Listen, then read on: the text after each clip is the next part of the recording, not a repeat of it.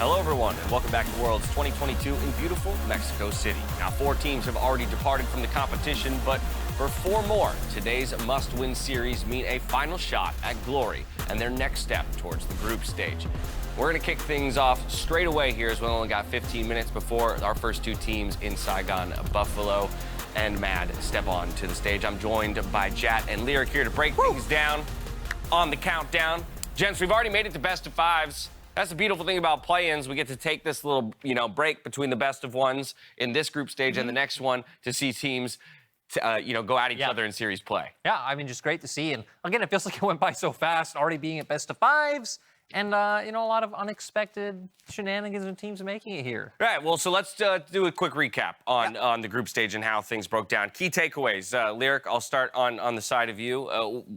From what you've seen of the teams that have performed so far at Worlds, the 12. An unexpected team, Loud, actually performing super well here in play-in so far. I mean, tragically for Brazil, it doesn't always seem to go their way. I mean, heck, I coached the Brazilian team in 2019 Flamingo. We didn't make it this far, but luckily Loud, Robo absolutely popping off, Brant's flexing those muscles as we've all seen. And yeah, I feel like overall just a really exciting team. They're incredibly aggressive. And most of all, they're super confident, and I love that. They are very confident. There's a ton of momentum behind that squad, but a team that should be equally confident, Jat, would be DRX. Yeah, DRX 5-0'd, and that was not my crystal ball prediction. It was actually for RNG, and when I had been talking about DRX or hearing about DRX from others, it was deft. But this team is more than just deft. It's deft and Zeka, because Zeka has actually played so unbelievably well, having a 25-stack Medjai's game, really pulling the team towards victory in their very close game against Mad Lions yesterday. And look at these stats so far at Worlds. First or second in 2 pages worth of categories. KDA, gold a minute, CS a minute, kills plus assists at 14, gold at 14. Let's get to the next page because it keeps going. Second place is the next page. The first page was all first places, but still 40% of his team's kills, 769 damage per minute, and 15 CSD at 14. All of those stats are absolutely insane. Ridiculous.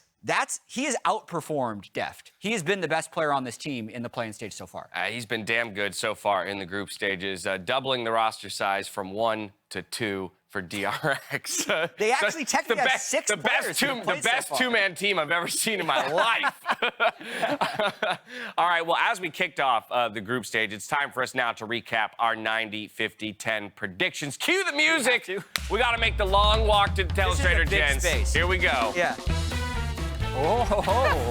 Here we go. This gives me Jazz Chats flashbacks where we just play unnecessarily long music. Wow, we did it. And we made it. And the music, too? And they gave us music and lights, everything for this transition. One of you can grab the pen, I think, from the other side. Yeah. We're going to go through our day 1 predictions, starting with my own. There we go. I got it. Okay, so my 90% prediction was no silver scrapes and play-ins. We can't make a declaration on this. It is still good, still alive. We can't make a declaration on that. I said Singe would have the highest win rate in play-ins. He has not yet been played. Definitely not. Well, it's not true, but it's still possible. We're still in the play-in stage. So you gave me an X like it's false. This could also not be true. We're doing so far. If it's played every game for the rest of the series. But if someone screenshots this, it's going to look confusing. Okay, and then finally, DRX misses groups. This we know is incorrect. So I've failed in this one. Hard to hit. Okay, yeah, but now I look like I'm 0-2 or something like that. Okay. Who else do we have? Those are mine. We're going to move on to the next. Lyric is up next. Let's see here. RNG undefeated playing Surge. That was your 90? That was dead on day 1, my friend. That was dead after 1 game. Saigon Buffaloes beats DRX, also dead on day 1. Loud makes groups. Still alive. Still possible. Still Most exciting team for me so far. I believe in you, Jad. You can't. No, wow, just a dot is not possible. No. Do a little tiny circle. There we go. There you go. Perfect. Nailed it. There we go. Okay, so Lyric, the best you can do is 1 out of 3. Yes. That's a possibility still. Same as you. Okay. No, I can. I can go 2 out of 3. Stop trying. Switch places. See, the X's did screw people up. I told you the X's would screw people up, but they already screwed up Lyric. Okay, Jets, day 1 predictions. Loud fans, boo me. How's that happened? I pretty much. Like, a few of them did. Yeah, I got a few tweets. When I said, like, in theory, like, if I were to say they were overrated, people would give me bad tweets. And then you did. Okay, Evil Geniuses wins Group A. Not the truth. You know, my problem here is I thought I made these predictions way in advance. I'm Yeah. like, oh, they're going to have Hilly, therefore they lose. I didn't realize Rux was going to come in and be the damn MVP. Gotcha. That's, I hear that. Yeah, Okay, Deathless anyway. Rux. And then moving on. Royal Never Give Up wins Worlds. Yeah, I think that's still on track. It's still alive. It's still a I'm possibility. giving that a check Also, mark. I like how that jumps to a whole tournament Yeah, prediction yeah, from a yeah. playing What is this? prediction. You just went for it in the end. So, all right, so Jat has 2 options available. So both Jat and I could technically land on 2 out of 3 correct. Lyric only has the theory. opportunity to get 1. Okay, but Jat cool. will have to wait till the end of Worlds. It's a check-in. We'll see. That was a good check-in.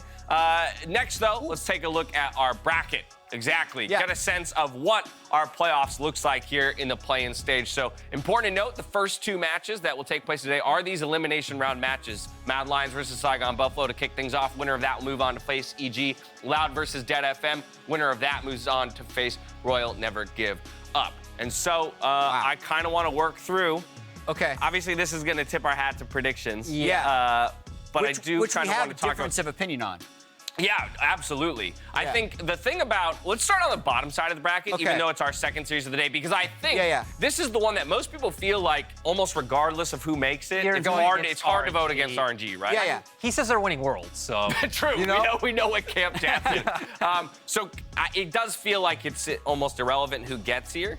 I think there it is. Okay, no, that's not it. That's not it. My prediction you just is got this. more Loud fans to boo Yeah, you. my prediction is this. Re-fulfilling the prophecy. And then probably this. Okay. Are you Honestly, aligned there? Exact same check marks. Okay, exact same check nice. mark. So the lower side of the bracket we're all aligned on. I think it's the top side where there's a little bit more. Actually, in both series, some more question marks probably. Is this correct? This is 100% correct. Oh The my Buffaloes. goodness. Okay, so we got a Okay. split desk here to kick off. So here's the thing. Now I need to know, Jat, if Mad Lions makes it to this best of 5 against EG, You since betray you were NA. the one who predict Mad, who wins between EG and Mad? Yeah, so this is tough. I'm aware. Yeah, That's yeah. why I'm making you answer the question. Yeah. I have a lot So, of confidence in mine. Yeah, well, wait, you're up next. I do have a memory somewhere. Yeah? Yeah, of Mad yeah. Lions playing a best of 5 at play-in. Oh, yeah. Okay. 2000, That could happen. 2020, actually. Right. I think that was 2020. How'd that go for Boom! you? Oh, no! Yeah. So you're saying they they're lost gonna... to Supermassive in 2020. It's going to be close. I'm not full faith in Evil Geniuses or Gotcha. Mad, honestly. Okay. But, like, I just have to. They'll take it here. They'll drop it to EG. That's his call. You were the one who said Saigon Buffalo takes it here. So in the event that they do and they're up against EG Yeah. Lyric, Or in what's this your call? Look, I was wrong with the Buffalo DRX prediction, but in my mind, I might as well just go with the Buffaloes all the way. You're a madman. They're exciting. They're crazy. I love them. EG lost to DFM. This is possible. It just needs to happen against Saigon Buffalo 3 times. Yeah, this is legible. Okay. I promise. I love it. It's gone now, so you can't check. What that tells me, though, at the end of the day, is that this top side of the bracket really is up in the air. Because between the two of you, you've predicted opposite here, and then even here, 2 different results. It sounds like there's not a ton of faith in EG, even though they managed to squeak their way into that. Yeah. I mean, into best that of 5. Best of 5s are a different beast. EG did have 2 really strong games in tiebreakers yesterday, but best of 5 against EU. It would actually be the first best of 5 we've had between NA and EU since 2018 Worlds, when Fnatic played Cloud9 in semifinals. Well, at Worlds. At Worlds. Yeah. Okay, because MSI, we played a best of 5, obviously, against G2 in 2019. Yeah, gone from my memory, actually. I don't even remember that one happening. But I imagine the last 6 games have all been European victories. So Probably. that's not Yeah. the best. Probably. Not the No. best. I don't even need to check, but I Yeah. could probably confirm that stat. All right. All 4 of these best of 5s take place over the next 2 days, so a lot of League of Legends coming your way. Next up is a face-off that will test the strength of Shogun and determine the fate of a region. Our feature matchup presented by Mercedes-Benz is the Saigon Buffaloes versus the Mad Lions.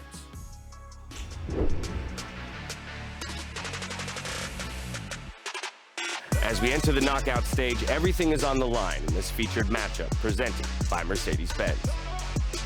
For the Mad Lions, a win is crucial in order to redeem themselves for their showing in play-ins in 2020, having been the first major region ever to drop out here. I think flashes down for like 20 seconds longer, gets stunned up, kites away, the fear lands, and Elyoya is here! Finds another. On the other side of the rift, coming fresh off of a strong MSI showing, is the Achilles heel of Europe, the Saigon Buffaloes.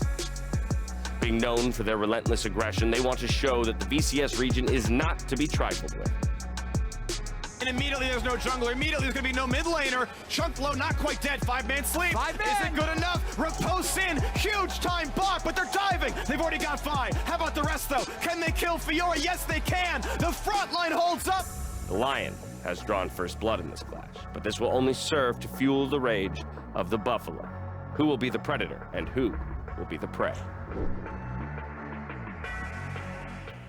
Here we are. Mercedes-Benz featured matchup. Mad Lions stepping onto the stage here up against, that's not correct. They're not going up against Mega Bank Beyond Gaming. Not yet. not quite, not quite. But let's refresh on the last time rather, that these teams met. Saigon Buffalo up against the Mad Lions, Lyric. Yeah, sadly for the Buffalo, wasn't able to work out the last time. I feel like Mad Lions came with a really good plan. I mean, they just have this unkillable composition, right? We went over it the other day when I threw the 4 at you. It felt like all the damage just bounced right off Mad Lions' composition when you have a Seraphine, a Swain in the mid lane, and with the Hecarim as well. There was a good try, right? We saw them trying to find those flank attempts, especially with the Camille. They just couldn't have any of that damage stick. Yeah, and I think this type of composition, they've played twice. The actual Gnar, Hecarim, Seraphine, if we're speaking about Mad Lions, they won both of those games. It'll be curious to see how much Saigon Buffalo stops them from having that again, basically. Yeah. We talk about how important that kind of trio of champions can be for Mad Lions' success in general. That makes me want to dive deeper into, team composition discussions. What these teams look like or can gain or get that makes them look successful. Let's start on the side of Mad Lions, Lyric. Yeah, I feel like Mad Lions has been like a really interesting team when we think about the compositions they played, because coming in, we really thought about Nisqy as this player who likes to push and move, who wasn't going to be this like huge damage dealer for the team. But actually so far in play-ins, Nisqy has been someone, again, we've seen things like the Swain coming out. We've seen him being a huge team fight carry. And playing many different compositions, right? Things like the Seraphine comps where they're kind of out healing everything the enemy throws at them. And then we have things like the Talia, more of the push and move, him playing towards side. So I think they have been pretty diverse in playing so far. Well, I think when we talk champ select, we're always considering what the prep and the strategies that the coaches will bring to the table will be. Lucky for us, we got a coach interview with Mad Lions, Mac, just earlier. Let's take a look. And we're back in Mexico ahead of today's series between the Mad Lions and the Saigon Buffaloes. And Mac, thank you for joining me ahead of this game. Tell me about the matchup. Tell me about the Saigon Buffalo. Talking to Impact last night, we were expecting a bloody series, of course, given how aggressive they can be. What do you think it's going to come down to today? I think it's going to be a lot about team fighting for sure. I mean, usually a lot of series are, but especially against Saigon, I think it's going to be, really, really coming down to the team fights. It's starting to be a meme, the fact that Mad Lions in best of 1 versus Mad Lions in best of 5 series is really not the same beast. What's your take on that, and how do you expect things to go today? And is it something you try to correct, let's say, approaching today's series? No, not really. I think we played 2 BO5s this year, and one of them was a close 2-3. Like, it's not that bad, guys. But no, I mean, obviously we have a lot to prove still. So that's the aim today, but our philosophy on how to run a BO5 hasn't changed, that's for sure. All right. Well, looking forward to seeing what you guys have in store for us. Last question. Someone on Twitter said that the last time we saw the Mad Lions in the playing stage was versus TCL. It was a complicated series. What is hard about playing the minor regions team, and how do you expect this one to go? I think it's always weird to come up against different metas, right? I mean, Saigon plays like the Zac mid and the Lilia top and stuff like this, which obviously we don't really have any experience playing against. So there's always surprise factor there. They tend to be very specialized, so it's about like adapting to the series meta is going to be really important, because there will be a really strong series meta, I think. You also brought up some new picks. Anything special we can expect today? Just a teaser. Don't give out anything. Ooh, is there? Maybe. Maybe? Yeah, I think there might be. All right, let's keep an eye out. Mac, thank you so much. Good luck today. Dash, back to you in LA. Keeping a couple things close to the chest there when it comes to the strategies and the approach to today's best of 5. Yeah, exactly. That is probably the smart decision for a coach to be making. Either way, it's Saigon Buffalo on one side, Mad Lions on the other. We're diving into 2 best of 5s today. Let's get out to Quick Shot and Goldberg to get this day underway.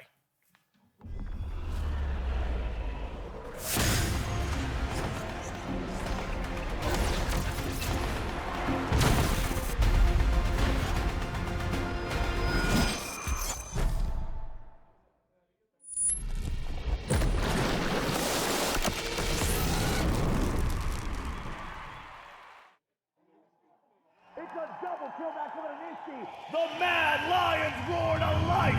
I think we can expect for sure a bloodbath. It's gonna be a lot of fighting for sure. We're a better team and we also have better players, but we should never underestimate them. Bọn mình rất là tự tin khi đối đầu với Mad Lions. Trận đấu của chúa tể Sơn Lâm và Châu Điên sẽ Saigon Buffalo know how to fight. If I play against BJ to my standards, yeah, I'm gonna come out ahead in this matchup. người chơi rừng của Mad Lions Elyoya, anh ta cũng đánh khá là hay và cũng mắc ít lỗi. Nhưng ở trong trận đấu này mình sẽ cẩn thận hơn về chừng của anh ta. Châu Điên sẽ hút chúa tể Sơn Lâm thế nào là biết mùi của Châu Điên.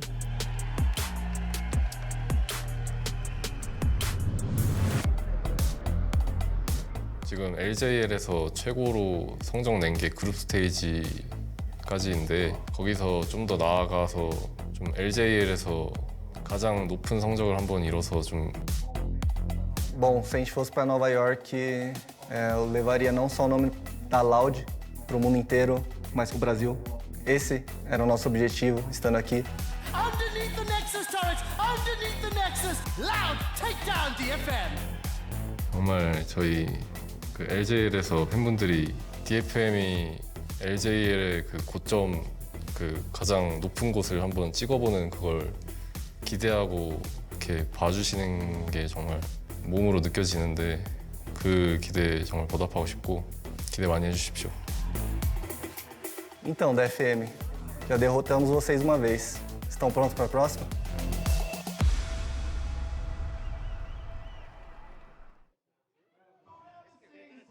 Don't ever see it's over if I'm breathing. Racing to the moonlight and I'm speeding. I'm headed to the stars, ready to go far and start walking. Don't ever see it's over if I'm breathing. Racing to the moonlight and I'm speeding. I'm headed to the stars, ready to go far and start walking.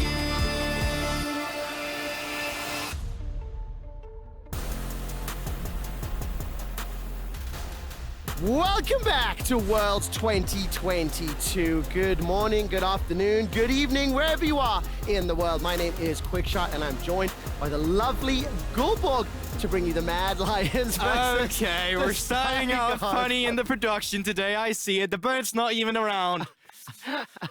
If you do not quite understand why the two of us are in jail, it is because Gulborg defaced a national treasure. No, that's the hairless bird. I don't know what's it. The hairless bird. Something. hairless hamster. Eagle. The bald eagle. That's what. Oh, my word! It's there. I love this. Production is trolling the EU boys already. For the record, this bird is still here. My plan is that while I'm not going to New York, I hope the bird will, and we can keep score of EU NA throughout the entire tournament. And then, by the end of the tournament, when we get to the finals, the World Trophy gets introduced. Jojo, the bald eagle. The thing that I rises up. love is that I can't wait to see how Moxie's going to travel with that particular item. Let's turn our attention to the game because in order to see Jojo the bird have meaningful graffiti drawn on his forehead once again, we need to see Mad Lions pick up this win against the Saigon Buffalo. They will then advance to face Evil Geniuses. Obviously, if the Buffaloes win, they will be facing Evil Geniuses.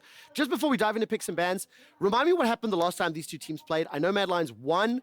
I have mixed feelings about how they won. I mean, I tell you what, it was messy. And when you watch these two teams play against each other, you are expecting a lot of team fights. It was death ball compositions that came out from both of them. But in terms of how the game was actually played, it was a little slower every now and then. It was like 6 minutes, then we fight. 5 minutes, wait for the objective, then we fight. So it's not the constant fighting, but it was like the quiet before the storm, and then everything just kicked off. Now, of course, if you are watching at home, I believe, stand to be corrected, so if I'm wrong on this, I apologize, but I believe that Pick'ems is still open, I believe, until 11:15. So if you have not submitted your picks for this matchup, log in right now. You're running out of time. The prediction window will close just before each game begins. Or don't, because then the coin will pick for you. Wait. Why are you leaning on the coin? There's a flip a coin option. Yes, choice is an illusion, Trevor. All right, let the coin decide everything for you instead. No, I'm gonna do picks. If you do coin, we'll see who comes out on top at the end of the event. Picks and bans for game 1 in this best of 5. The Mad Lions, the Saigon Buffaloes about to begin. BJ said it best. The kings of the jungle versus the Buffaloes, the Lions versus the Beasts. Picks and bans, what are you expecting here? Mad Lions have side selection. They picked blue side. If I remember correctly, the last time they played, it was a Hecarim first pick. It was indeed, and a lot of the bans was heavily plagued by AD carry bans. So Draven, not been allowed to be played against Unforgiven, but from the side of Mad Lions, they banned away the Aphelios, they banned away the Kalista, they banned away the Caitlyn. And since Mad Lions also won the game, maybe they don't need to change too much, but maybe there's a benefit as well from Saigon because they got overwhelmed by the Seraphine and Swain. They got overwhelmed by a lot of the healing coming through. Mad Lions, though, they make the first adaptation. You might think it's weird that Pantheon gets banned, but that's just straight up a respect ban against Saigon Buffalo. Pretty much every other team has done this as well. Yeah, it's definitely the case. I mean, when we look at how Saigon Buffalo have played, the thing I'm most intrigued to see is where they take their drafts. The analyst was talking about it, that team compositions that they've run throughout the course of playing 2 games of Zac mid, that Lilia top, Gwen top, Irelia, Camille, and Aatrox are the champions that Hasmed has played.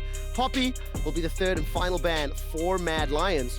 So Hecarim still open and available. Are we going to see Enchanter supports? Are we going to see Engage supports? So a couple more Enchanters coming through yesterday, and there's that Seraphine ban you're talking about. I wonder with Kalista now being open and Draven, oh, yes! if that's something Unforgiven feels like he has to need to default to. Be 2 very different styles that came through, but obviously as well with the Seraphine ban, that does leave open this Sylas instead for Nisqy, something he wasn't allowed to play the first time the 2 team went at it. Now, when I take a look at stats on this one, Sylas is Nisqy's 2nd most played champion this year with 6 games, and he has won 4 of them.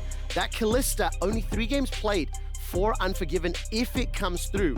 On the side of Saigon Buffalo, now they have the opportunity to lock in Kalista 8 games for Shogun. Going to decide against it instead. Lock down the tree on the Caitlyn. Yeah, so last time around they locked it in with the rotation of Misfortune and Maokai, but of course when Maokai is open, you pretty much want to grab it. Does still leave open the Misfortune. You can still go for support that can contest the push, like a Karma as well for Unforgiven, or Kaiser rather, if that's what you're looking for. But the jungle pool will also start to get trimmed if Elyoya doesn't get a champion he feels comfortable on here. And with Hecarim being up and available, that's pretty much just what you go for in that instance. Now, from the side of Armut, we have seen Gnar be up and something they've prioritized before. And yeah, sorry, there you have it. Does come through. I mean, you just have to. It's it was like, subtle. I actually confused myself for a brief moment, but really well played. Not too surprising. I wasn't trying to. Not at all. It worked really well. I will say, by the way, on that Hecarim pick in particular, both game played, both of them victories, both games of Gnar for Armut, both of them were victories as well. And this is something you have to anticipate because Saigon Buffalo has been the team that wanted to bring out the Zac mid. Just hovering it there, as Mad Lions, you are probably thinking, is that something we need to ban going into the 2nd ban phase? And then interestingly as well, they have decided to opt in for the Morgana rather than the locks that we've seen so often. Now, Morgana, of course, enables you with a black shield. That means you have to ban the Karma, because not only does Karma contest the push on a Caitlyn, she also takes away the black shield with a Mantra Q. So Enchantress actually does fairly well into Morgana because you mess with that black shield. Oh, man, nicely done. Let's see, where do you, Kaiser and Unforgiven want to take this bottom lane? That is what we're waiting to see in phase 2.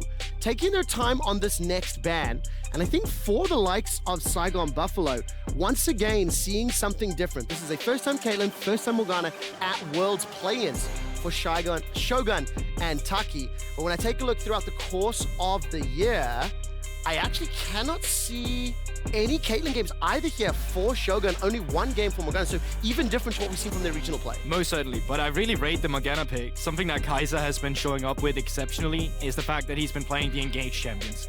All of a sudden, you throw Morgana into that, and then majority of Kaiser's champion pool is just straight up countered. And you can even see it from the side of Saigon. They're not really looking to ban away the engaged champions. They're taking away the facilitators in terms of enchanters that could be annoying to deal with. And then in the mid lane for Froggy, it's going to be the Vex. We saw Nisqy on it yesterday. He looked amazing. This time around, he's going to deal with it on the opposite side.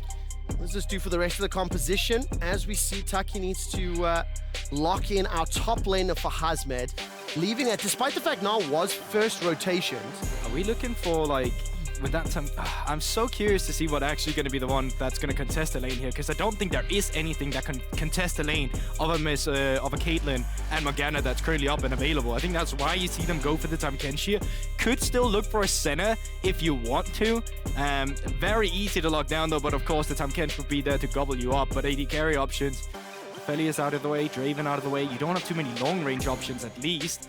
Xayah could be a pivot, but that would be something we haven't seen in a while. Let's find out in just a moment. Where do you think this Maokai is going as well? That could be top lane, that could be jungle. We'll find out in just a moment. It'll be the Jinx locked in for Unforgiven. So, for a little bit more scaling, get that reset, movement speed. Hecarim and Jinx run at you.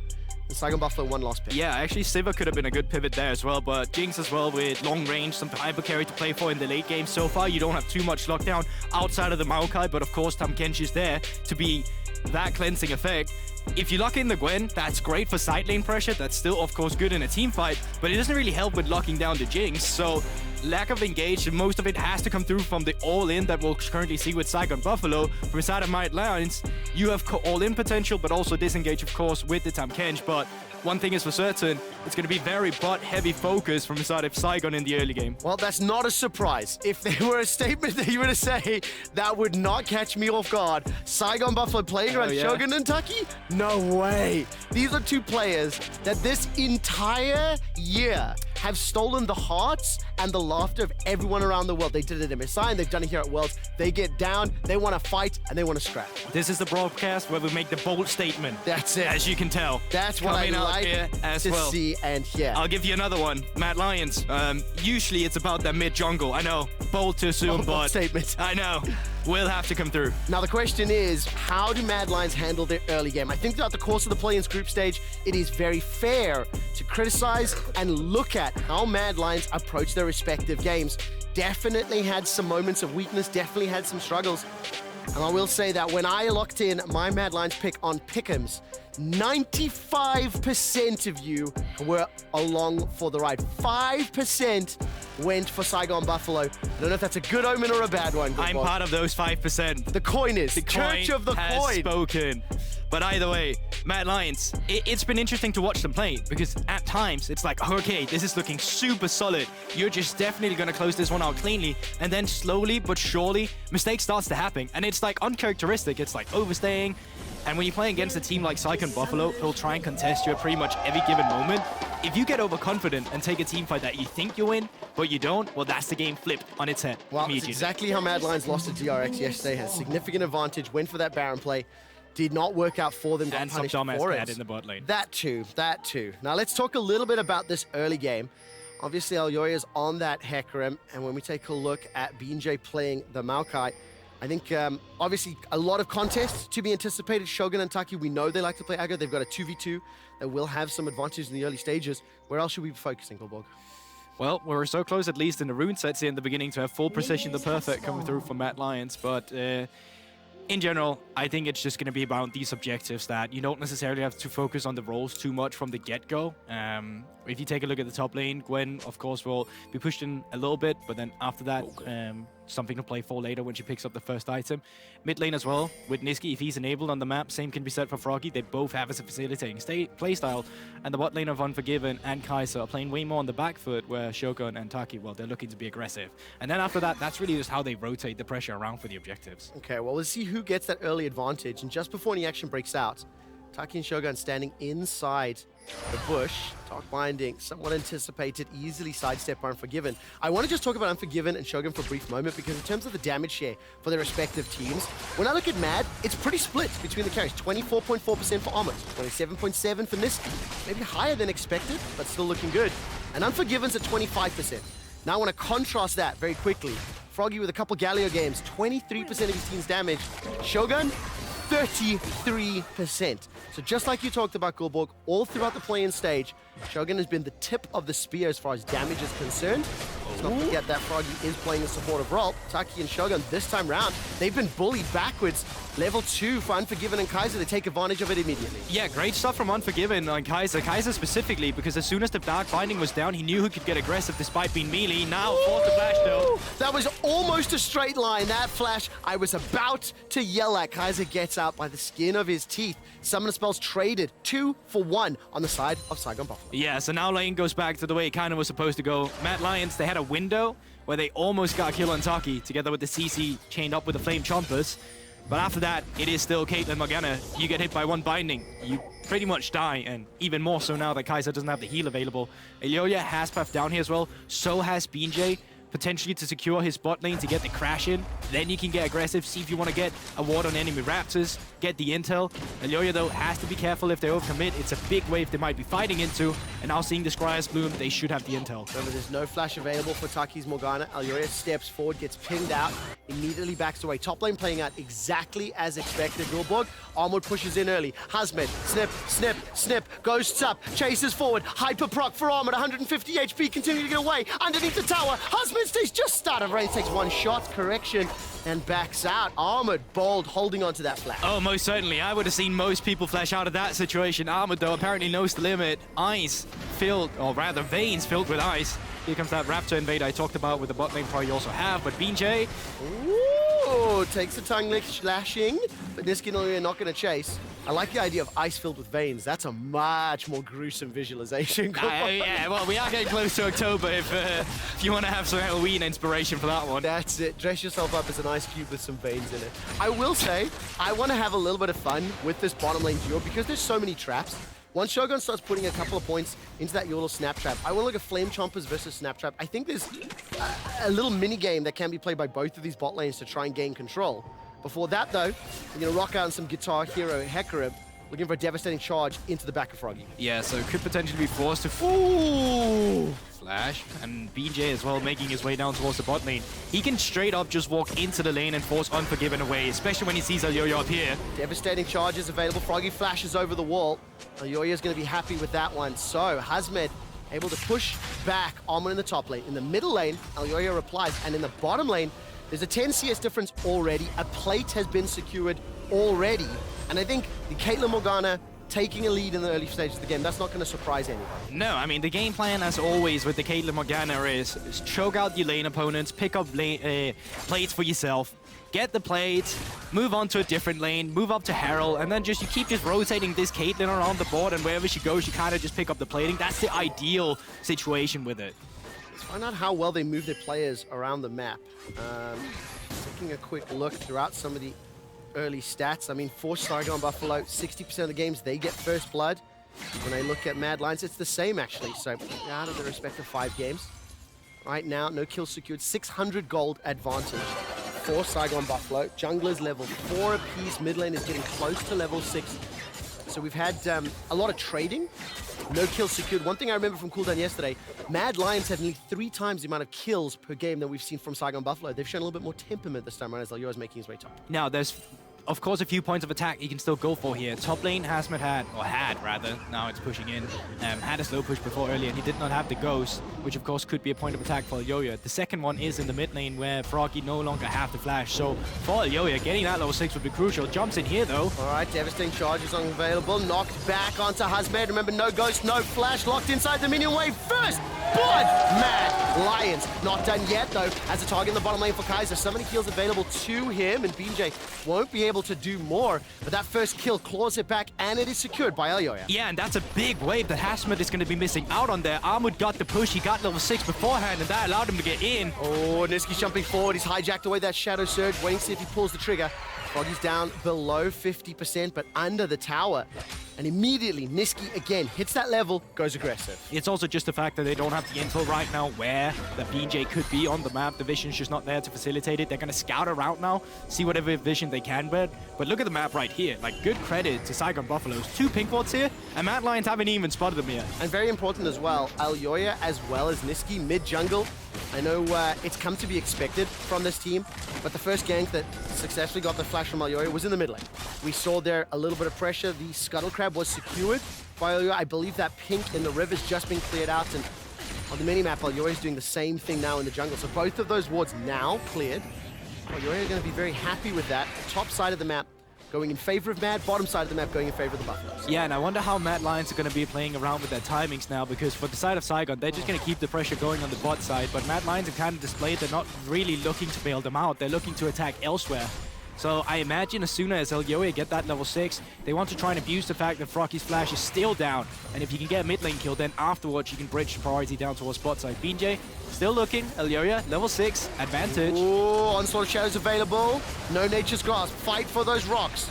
collect the rocks. BJ takes a couple rockets to the face. Unforgiven was low. There's no engage just yet. Froggy now getting jumped on, smacked by the chains. Here comes Elyoya. No 6 for BJ, remember. Devastating charge into the wall. Onslaught of Shadows causes the fear. Froggy's below 200. He's about to go down. The shield keeps him alive for a few seconds longer. Not enough to save his life. Dragon has been enlisted to help out the Saigon Buffalo. And it's caught the snap trap. Holds Kaiser in place. Second kill, Mad Lions. Yeah, really good pickup there, noting that Froggy is down in position where he can get pincered up. Too over-aggressive from Nisqy afterwards, walking over, or rather flashing over the wall. Unforgiven was not in a position to follow up, so man advantage was in favor of Saigon. But either way, you take those kills and you get out. Very nicely done. Armut once again under some threat. Flashes available to him. Needlework and snip, snip, snip from Hasmed. He's dropped the ghost, flashed away from Armut, now below 200. Underneath the tower, and Hasmed will once again fail to complete the kill. Armut's up 15 CS and stepping back into the way. Yeah, but definitely not clean from Armut either. Missing the boomerang in that exchange, trying to get up the Gnar bar just so he can survive a potential dive. But once again, bot lane still under attack. Cleanse forced to come out from Unforgiven too. Oh, look at the flame chompers up in the top lane. Hasmed now trying to trade back and forth. The boulder toss, the auto! Armut! He turned that around, adding pink Gnar to his champion pool. In the bottom lane, nobody able to secure that kill. That was an impressive turnaround from Armut. Yeah, and it's good tempo in the communications as well, especially when you consider the bot lane must be like, we need help, guys, we need help. But then Armut out of nowhere gets the solo kill through, boots the kind of mood and morale as well on the top side, knowing that you still have other things to play for. And now with Herald having spawned up on the map, with a mid lane with an advantage, with a top lane with an advantage, with a jungler that's suddenly 2-0, you should be looking to push the bot lane in, move your support up, and look for a Herald play. It's going to be up to Shogun to really make use of this advantage. He's up 20 CS, he's secured 3 plates already. And that's why Saigon Buffalo are only down 500 gold, despite being down 3 kills. Rift Herald is secured here by Mad Lions again. And this, the Scuttle Crab, correction, has been secured there by Mad Lions. So they can use that vision, use that play. Rift Herald now starting up. No contest, so this should be secured as well. Yeah, but the cross map on the side of Saigon Buffalo should just be like, well, they're using so many members on the top side. We can take the first turret for free on the bot side instead. So Mad Lions, they need to acknowledge that this is probably what's going to happen. And then they have a counter response, which can be, well, we'll use the Rift Herald on the top side on the mid lane afterwards. But you can already see it on the map. Like vultures, Saigon Buffalo are just scavenging towards the bot side. Oh man, whenever there's prey left in the fields of the savannah from Lions, the vultures do come to pick at it. But I will say, the fact that Mad Lions were able to secure the Herald, I don't want to defend the fact that this tower's under pressure. Of course it is. BJ spent a lot of time. Shogun is now under threat. Nature's Grasp comes up. Flame Chompers locks down the tree. Elyoya's got the Shadows of Onslaught available. Nisqy's also hijacked himself. That Nature's Grasp. Do they pull the trigger? The trees are rolling. Neon trees flying forward. 1, 2 players rooted. The Mad Lions will not chase further. They've defended the tower. They secured the Herald. There's a possibility they could even look for Dragon if those recalls complete. Not going to go for it right now. No, but they can look to extend the tempo as well. They know that they're going to be in reset time, as they know Froggy's still towards the bot side. So if you wanted to use the Rift Herald, there was potential for it to get free plating. Well, that gold lead still only 300. Very important to note that Shogun's Caitlyn has picked up the Kraken Slayer. He is still plus 20 odd CS over his opposite number. And you can look at the gold. Armut and Elyoya leading the charge, then Nisqy, somewhat to expectation. And this is where, if you are a fan of the Buffaloes, you got to keep an eye on Shogun's positioning. Gnar's going to be jumping from, Hecarim's going to be flying for him. If Nisqy's able to get past that front line, he'll do the same. Right now, he's roaming top. Nisqy barely any mana. BJ still towards the bottom side. So when they show all these members on the top side, the rest of the members on Saigon Buffalo, they're just going to handshake it and they're going to move immediately down to bot side. I mean, Coolport, this is huge for Mad Lions. They defended that bottom tower push from Buffalo. They got their Herald. They've used it to secure tower. They've accelerated Armut even further ahead. He's 2,000 gold ahead of Gwen. Look at your screens. 2,000 gold is crazy at this stage of the game. I'll be honest with you, he was definitely not the member I expected to show up today in the first game, but and it was close as well. It was on a knife edge on some of the kills he picked up. But the fact of the matter is that he did, and he's actually been looking really good on that Gnar on the top side. Armut may not be getting Gnar for many more games this series. That was what one would assume. He still has that Aatrox available to him. Seen that played out. Hasmed, Gwen, so far been unable to press the advantage. But let's not forget how difficult that Gwen can be in the late stage of the game. And yes, there's a gigantic gap in the top half of the map for Mad Lions, but it is somewhat mirrored on the bottom half. Yeah. So that means Saigon, they have to utilize Shogun and Taki, the advantage they've accrued to some degree, to try and slow things down. But you cannot be out of position, otherwise that Hecarim Gnar will jump on you. Yeah, and I mean, 1k gold lead barely matters. Like, you are ahead, but it's still not far enough ahead to the point where you can make mistakes in a team fight and the enemies can't capitalize. So, from the side of Saigon, once again, they break open the bot lane with this Caitlyn. Now they're going to move her around the map to see what else they can get, because she is the spear in this composition. And BJ is now looking to shut down Pink and Armut. His flash is on cooldown, if I'm reading that correctly. Starting to back out, got that hyper proc. On the mini-map, multiple members of Saigon are pushing through the middle lane. Armut's alone here, but he's bluffing. He's saying, I'm going to pretend like I have someone in the back end of my pocket here, because walking up there should have been straight up just a kill for them. He's got the Trinity Force completed, the Merc Trades as well. It's thrift store shopping for Hasmed and BJ, and he was about to ping on Mega Gnar here. Level 10 to level 10. Froggy's making his way up. Actually, so many Buffaloes are. The herd is arriving, and the Predator has become the prey. Armut gets needled work down. He's chucked out the boulders, walloping and crunching, and the first kill for Buffalo secured onto Armut. Yeah, and Armut finally gets punished. Way too overextended there. Believes he's going to get out of the situation a bit more scot-free. That was not the case. Could have procced the last hyper as well with the W to get some more movement speed, but decided to use the ultimate. In turn, though, he is pretty much on a solo mission. They're going to be losing some damage on the bot side turret, but turret damage will be traded on the top side as well. So once again, don't really see the idea of being so overextended. Yeah, right now the pressure in the mid lane was captured by Mad Lions. They pushed it back out. You can see Shogun currently defending. Tower traded, maybe. There's no one here to defend, so if Nisqy sticks around, he can secure it. And in contrast to the first game that we saw between these two teams, this has been a little bit cleaner from both respective teams. But because of the power differential between the top and the bottom half of the map, this gold difference, again, stays steady at 1,000 as we crest the 15-minute mark.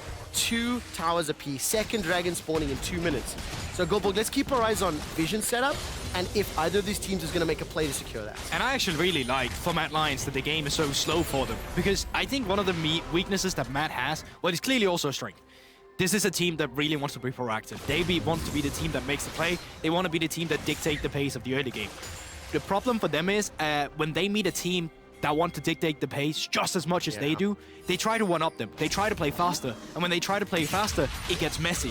So just stylistically speaking, I always thought that the VCS would be difficult for Mad because they play a very kill-heavy game. But this time around, it's been very slow, and it's allowed Mad Lions to just play that game. Shogun and Taki have been putting the tower pressure on. BJ hasn't been able to set up the kills just yet, and Hasmed's tried. He's tried to kill Armut, but didn't work out. I do want to draw everyone's attention again briefly to your itemization. Shogun's got that rapid-fire cannon completed.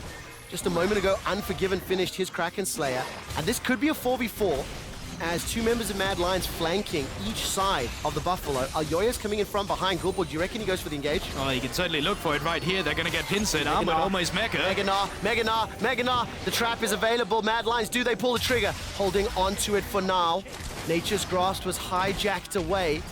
Both of these teams showing a level of restraint that is frankly shocking to me at this point in time. Yeah, but they also just still have the setup. You can see here Riftail has been started out. Armut is still on the back end of that if he wants to flank. No flash available, but Saigon Buffalo, what are you committing to a place here? We're going to find out. Riftail's just about to get secured. The hijacked Nature's Grasp is thrown down. BJ's locked in place. He fires out one of his own and everybody lines up. Mega Gnar will whiff, and the unstoppable onslaught will at least slow people down. Rocket after rocket. Unforgiven's looking to get excited. Zap won't find its target. The boomerang does, and Mad Lions, they get the Herald, they get a kill, and they get out. Yeah, and Drake spawns up in 20 seconds as well. You can go for reset timers here and be ready to contest the next objective. Is that what you're looking for? Sylas ultimate has a really low cooldown. You can't take the Maokai ultimate, but you can still look for the Morgana instead. And Saigon, they just become so split. 2 members are trying to deal with Armut on the back end. Only 1 member can get the Black Shield. So as BJ's just kind of stand there to get a taste of his own medicine, well, that Sap Magic doesn't really taste as good as he thought it was going to do as he just gets taken down. Man, for Mad Lions, such a controlled passage of play the last few minutes. Very, very happy faces. Mediocrely happy. I've seen happier. I mean, Mac is quietly confident. When you look at his face long enough, that little smile is controlled. It's also game 1 in the best of 5. But the way it feels to me right now, Gilborg, do you have an older brother? No? I am the older brother. Fantastic. So, when you look at your younger siblings, you put your hand on their forehead and say, why? Try to reach me. Their arms are too short. They can't swing. That's what it feels like Mad Lions have done. They've fended off the aggression of Shogun and Taki. They're still 0-0-0. I'm going to stop you there. My little brother is taller than me. But you get the idea. I understand the idea. Yeah, That's sorry. what Yes. I wanted to Yep, hear. there you have it. And right now, Mad Lions, they pick up the second dragon of the game. We're playing for an Ocean Salt on the Ocean Rift. That's now updated. That gold lead's still very close, 2,000. But I think it's crucial where the difference is in who has the advantage. It's the engage options for Mad, which in theory, in my head, makes their team fighting just a little bit easier to kick off to start. They've got that small advantage. It's also just the longer the game goes in terms of if Unforgiven gets a reset, he's going to have way more value as an AD carry that Shogun's actually going to have. Shogun likes to play around rotations as a Caitlyn. In terms of your cooldown, in terms of fighting the headshot. It's the reason why you also buy rapid fire cannon so often on the Caitlyn. You want to outrange, you want to get some damage through, and then you wait it up again and find the poke. She's really good in siege situations where she's the one that gets to set up the objective first. Problem is for Saigon, they've not been in a situation where they actually were the one to set up for the objective themselves. And I think the Flame Chompers as an answer to that Caitlyn setup as well, both sides having a fair amount of zone control. The fact that Nature's Grass can be hijacked as well, steal that away when Mega Gnar's up, definitely has an influence. So, like, positioning around these fights that are to come will be so important. Second item we just saw picked up a moment ago for Armut. He's got himself that wit's end. So definitely wanting to stand toe-to-toe. He's got that advantage over Gwen. Keep Gwen down for as long as you can. Deny one of those keys to victory here for Saigon in terms of activating Hasmed on us. Oh yeah, and I think as Saigon, you don't have to be too nervous. This is the point in the game where Mad Lions usually start to show cracks in their gameplay. Really have not been as clean as they wanted to in terms of closing out games. So you can already see they still have decent good vision control from Saigon. You also have the saplings to play around with. You don't have to overreach anything. It's not like you're on timer with the Soul. Even then, the Drake, individual Drakes, are going to be Ocean. They don't matter very much in the mid game as an individual Drake.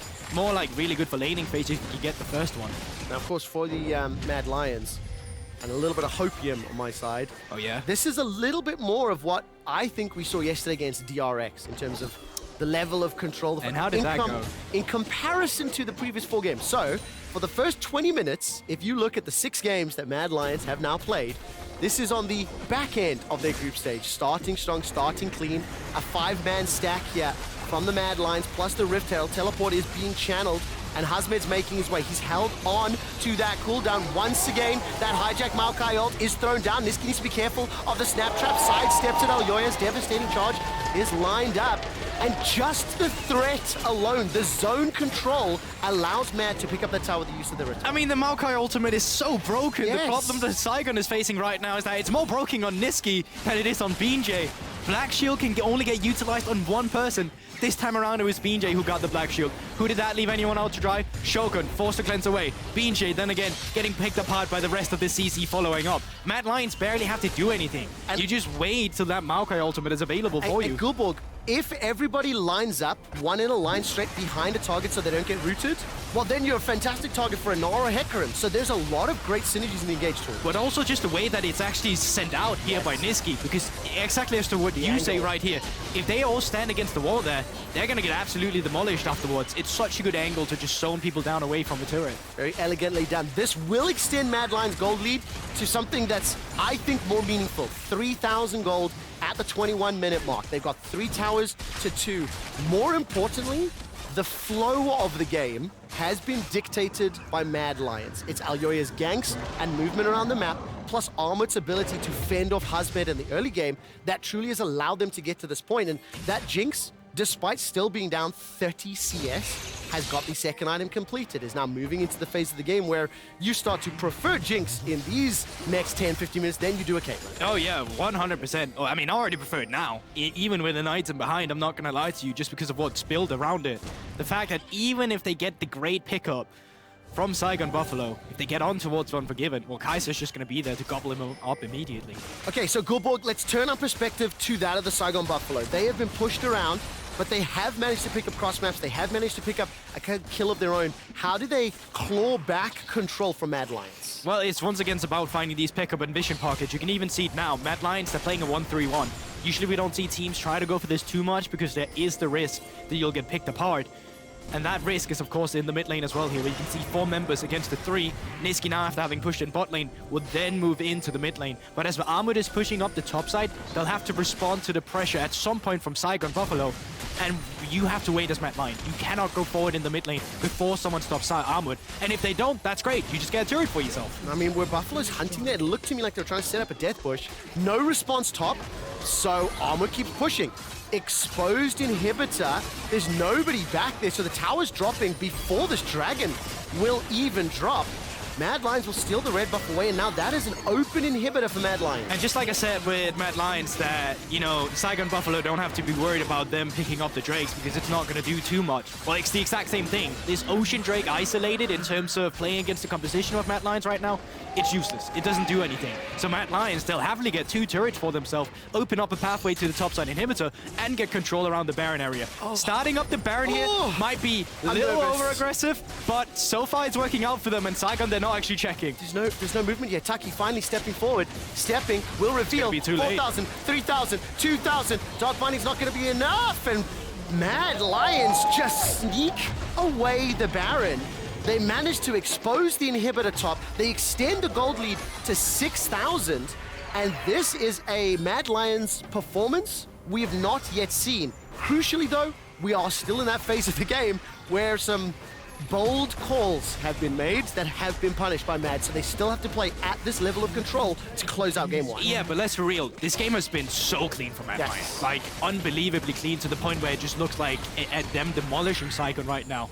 Going forward, they shouldn't have to worry here. Like, just don't overextend anything. Armut's going to go back to what he did just before. He's going to push in the bot side. If Saigon want to continue to see if anyone ever bites in the mid lane, well, Mad Lions are just not going to bite. They're not going to walk forward, and they get objectives to 3. This is just like, there's no point of attack for Saigon. All they're left to do is just watch everything around them crumble at the moment. Especially with that Baron-empowered minions. Gnar is going to jump forward, hit the BJ Maokai into the wall. Elyoya, Onslaught of Shadows, 3 targets available. He's holding on to it. Again, tempered aggression just as I start ramping up the hype.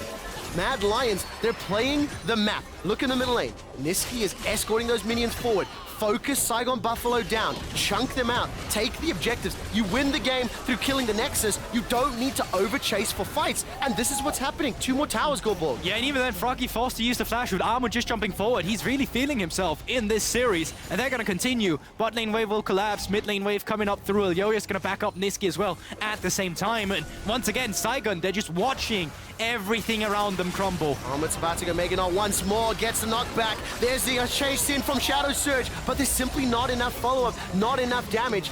Tower is secured in the middle lane, 7-3. And I think right at the beginning of this game, Gulborg, you talked about how Mad Lions have shown a tendency to initiate, to go forward, to try to accelerate the pace.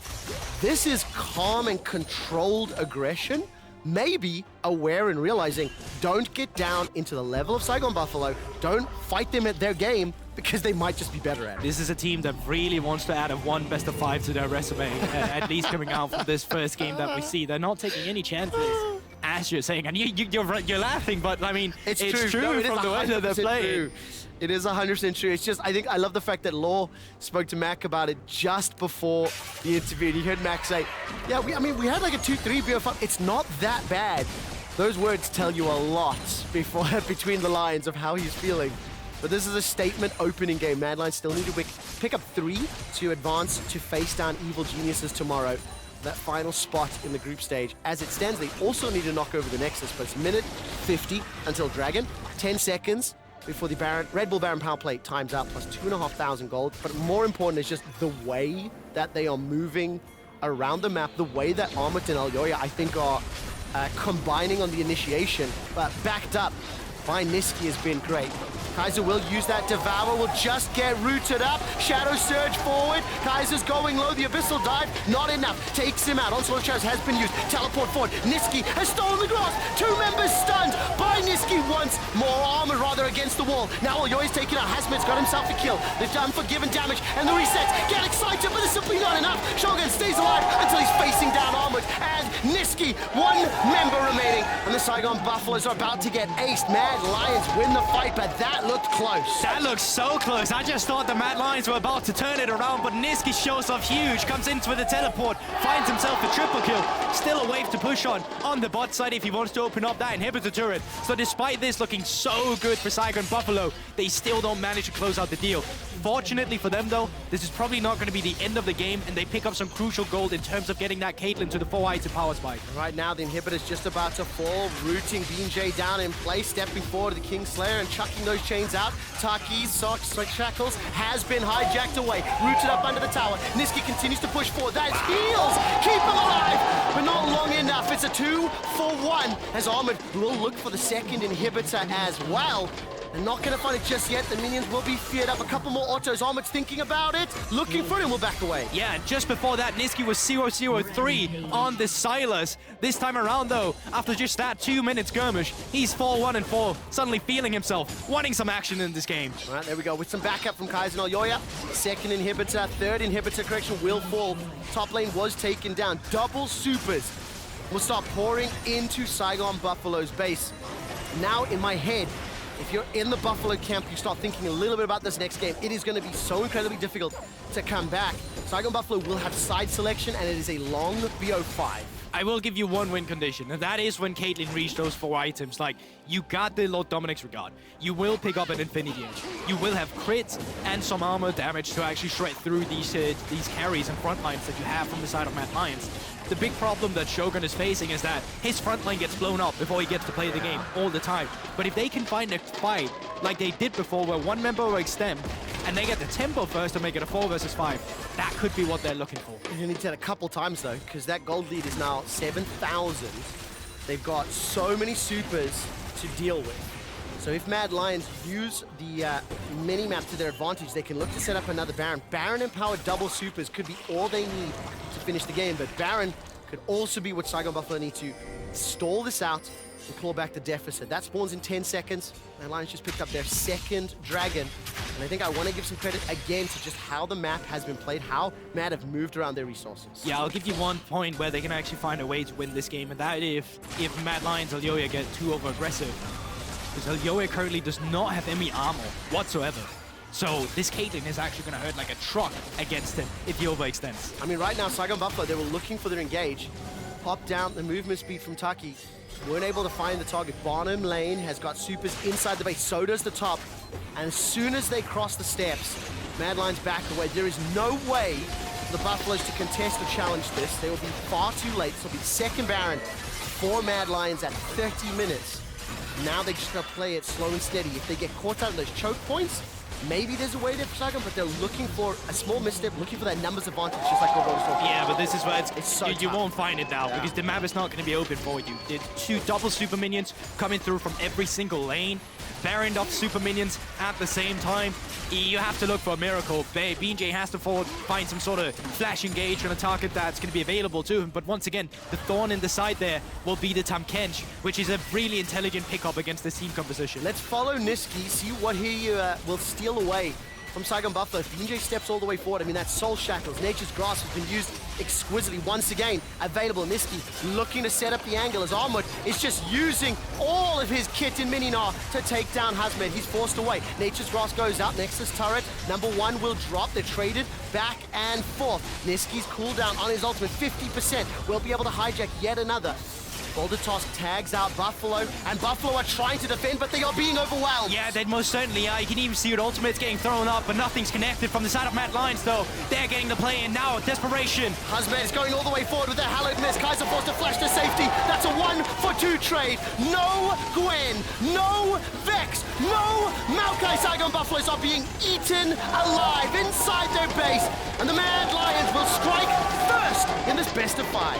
It was a slow game this time around, but my God, was it clean from Mad Lions? And a new look to them, I'd say, in terms of how it's actually played out. Only they did look messy in the mid lane, where the teleports came through from both teams, and one member got caught off guard. But even then, they still won the team fight. So looking good in the first game. I think the level of control demonstrated both from the advantage early and I think crucially the fact that Armut was able to fend off Hasmed, I think are two of the big things for me. Oh, yeah. Had Armut gone down, had that Gwen had the side pressure in addition to the CS advantage of Caitlyn, this game would have looked completely different. Yeah, because then you're losing on the bot side and you're losing on the top side, and it's so difficult to find any leverage back into it. So, yeah, I guess huge credit to Armut from laning phase. Does he get Gnar again? Does he get what? I think he will. I think he will. Like, I genuinely don't think Gnar is that scary of a champion that you throw it in the first 3 ban phase. And the fact was, it was so close to go either way. Like, if I'm Hasmed here, I'm saying I almost had him. Almost had him. Can Hasmed do it in game 2? We'll find out. Mad Lions taking game 1 and the lead in the series. We're heading over to the State Farm Analyst Desk. Thank you so much. Quick shot. Our first game in our featured matchup presented by Mercedes-Benz goes the way of the Mad Lions. I heard Goldberg say it. Kind of a slow-paced game. Yeah. Didn't really feel like there was any, I hesitate to say this, but no major climactic moment. It almost felt a little bit like a walk in the park for Mad Lions from start to finish. This was it. This was the climactic moment. I mean, yeah, you're not wrong, right? Okay, let's start with this, because one of the things we had talked about in compositions when it came to these two teams was how Mad had looked so good with the trio of Gnar, Hecarim, Seraphine. Saigon Buffaloes, I know that says Dead FM. Saigon Buffaloes, they identified at least the Seraphine aspect of that trio as the thing that they wanted to remove. Yes, that was fine, but I take huge issue with the rest of the draft. So, the last time that I broke down a Caitlyn draft, it was where there was like a triple melee topside, like a Sejuani Fiora thing. Right. And then they had a Caitlyn, and I said that was like a peanut butter and bacon sandwich. Right. And remind me which part's the peanut butter and which part's the bacon? Peanut butter's bot lane. Caitlyn's peanut butter. Got it. Okay. It'll go with most things. Like it's a good sandwich ingredient. But those two things were a little incongruent. Now, Caitlyn Morgana's fine. Still peanut butter. The top side of Gwen, Vex, Maokai, that's expired sardines. It goes with nothing. Oh, we yeeted the bacon out of the sandwich. Yes, those 3 cannot go on anything. We wanted a salt substitute. You have 3 AP champions on your entire top side and a Caitlyn who needs to get individual farm. So everyone on the top side of Mad can build Verdant Barrier, Hex Drinker, Mercury Treads, Force of Nature, Wits End. They just go to town and they make the game actually unplayable. So those triple AP is equivalent of expired sardines on a sandwich. You cannot do this in a professional game. Yeah, I feel like if they just change their soul lane picks, maybe Camille on top side, any kind of control mage in mid, and I feel like this composition works out because, I mean, heck, the casters were saying perfectly, like, maybe could have gone differently had, like, the Gwen found an advantage, but the Gwen started to get so far behind. Sure, the Caitlyn is ahead, but once we get into these skirmishes, if the Caitlyn can't really just set up to be that artillery piece around the map, I mean, there's no way they're going to ever be able to take 5v5s. Yeah, and I do want to just take a moment to highlight the fact that, like, we saw leads built on opposite sides of the map for these teams, as you talk about, Jad. Like, that Caitlyn Morgana duo in the bot lane is very strong, can be oppressive by taking turret plates and building CS advantages. But on the top side, a little bit of attention paid to Armut's lane by Elyoya in the Gnar versus Gwen matchup. They get a couple of those early kills, and it sets the front line off here on the side of Mad to a pace that just can't be out-damaged in terms of their defensive items. Yeah, it really did, and I don't think Mad was ever stressed during this game. I liked some of the shots of the coach cam, even when the gold was like 1,000 away. Mac was just very confidently sitting in his chair, like, yeah, I know what's gonna happen. When the other team only has 1 physical damage dealer and everyone else is magic damage. So really clean game by Mad, and I don't expect to have the other games be this subdued. I think part of it was just because of the way the team comps matched up to make it a slower game, and I think we'll see a much different look for the rest of the season. And Lyric, that's interesting because we heard Goldberg talking about it a little bit about how these teams stylistically match up, and that he actually believed that it's not a great stylistic matchup for Mad if Saigon plays to kind of their normal pace and really pushes it. But they did have a slow start here and let Mad control it. We heard Goldberg saying in draft 2, expecting things like the Callista to come out, and that's why I actually don't feel like Saigon Buffalo need things like the Caitlyn to dominate in the bot lane. They could, they could do that with numerous champions. Those guys have just been insane. So I kind of expect them to maybe lean away from these types of champions that, again, Caitlyn does kind of warp the game around her. Just believe in the 2v2 prowess that you already have. And so, Jad, this is perfect because I'd love to bring back something that we didn't actually have a chance to get to in the pregame in talking about this series. The bot lane matchup of the AD carries in Shogun versus Unforgiven. Both of these teams would be happy to funnel gold into either of these players with their carry potential. But this time around, it was clearly Saigon that wanted more of an advantage in the bot lane. And these stats you're seeing right now are strictly from the play-in group stage. It's not including the game we just saw, but Shogun is clearly the top performer for Saigon Buffalo, being first or second in most stats, and then Unforgiven being 7th to 6th in a lot of his stats. This was obviously the game we just saw, where still a large portion of the lifting was done by Shogun. 38% of the damage, 1/3 of the team's kills. The game just didn't go that well, but I still expect that this matchup is where Saigon should look to get the majority of their advantages. Okay. So, yeah, I mean, you like to see those numbers then on the side of Shogun if this is the way that we want to continue to see them play. There could maybe be some arguments, though, about, the fact that, with an entirely AP side of the map, you're forcing him into a situation where he has to put up 40%, damage share, and if he doesn't, then it's unwinnable. Yeah, I mean, to be fair, they've been comfortable, maybe not with the 4 AP, but, I mean, we've had Zach Mid twice, right? They are clearly very confident in putting everything onto Shogun's plate and knowing he'll deliver. Whoa, what do you make of this? Saigon Buffalo electing to stay on red side. Now, just given, historically League of Legends, blue side favored. At least in the LCS, blue side incredibly favored throughout the year this year. I couldn't speak to all of the regions. But even within the group stage, it felt like the majority of teams in those best of ones who had the coin flip and side select would jump to blue. So this is kind of an interesting pick from my perspective. Maybe the thought process is, wanting to get the counter picks for soul lanes, right? Because when we're hyping up their bot lane being completely fine on their own, you're on red side, you could probably get that 1-2 of the Maokai that you like, and then try and get the counter picks for Froggy and Hasmed, who we saw are kind of the ones that either with draft or with laning, they kind of need to band-aid to get through this matchup. I mean, given the fact that we just played out a draft with both teams on these respective sides, what would be the thing? Let's pretend Mad tries to recreate the same draft. Where would the departure be for Saigon? In which pick or which role would you make that swap? Would it be top? Would it be mid? If we still have it, I'd love to have the pick order pulled up again because I don't have the bands memorized. Gotcha. But I know that Sylas was first picked. And then I believe the 1-2 by Saigon Buffalo was Caitlyn and Maokai. But would there be a tweak in the bans? If anything, I wonder if Saigon is going to leave Aatrox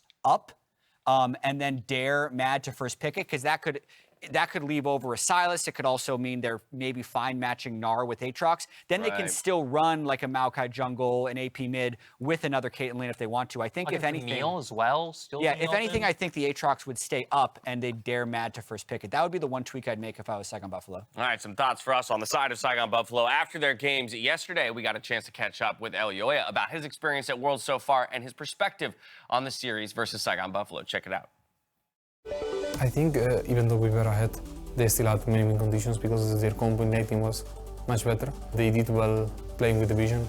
I think they at any point did give us like a free Nashor or a free objective.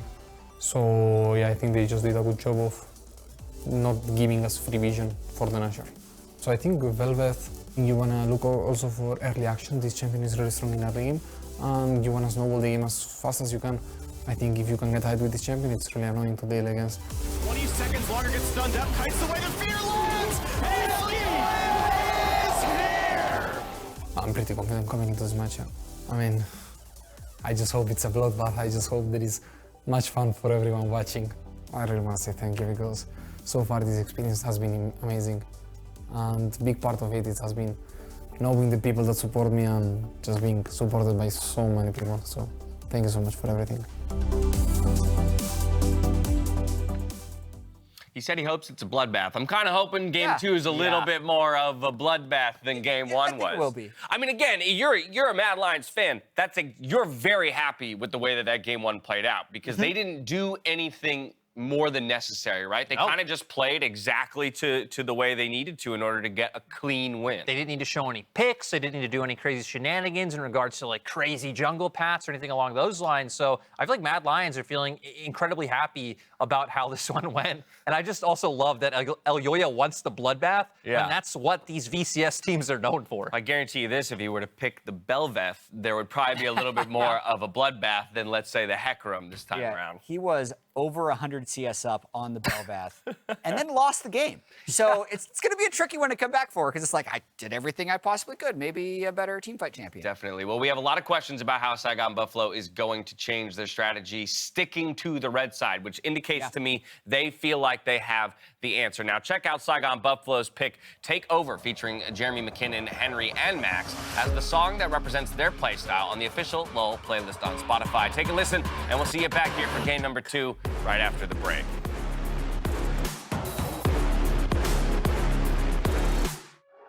We the top again, now what? We lay the crown, but count us higher than a mountain. And we be up here for the long run, strap in for a long one. We got everybody on one. Now you coming at the king, so you better not miss. And we only get stronger with everything I carry up on my back. You should paint it up with a target. Why would you dare me to do it again? Come get your spoiler, but we're taking over. We're taking over. Hey, look at you coming on, name you ought to know by now.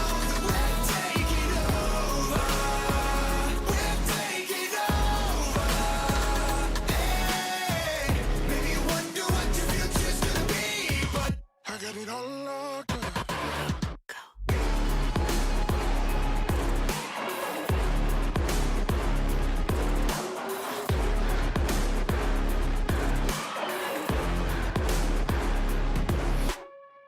Take a lap now, don't be mad now. Run it back, run it back. I got bodies lining up, think you're dreaming of greatness. Send you back home, let you wake up.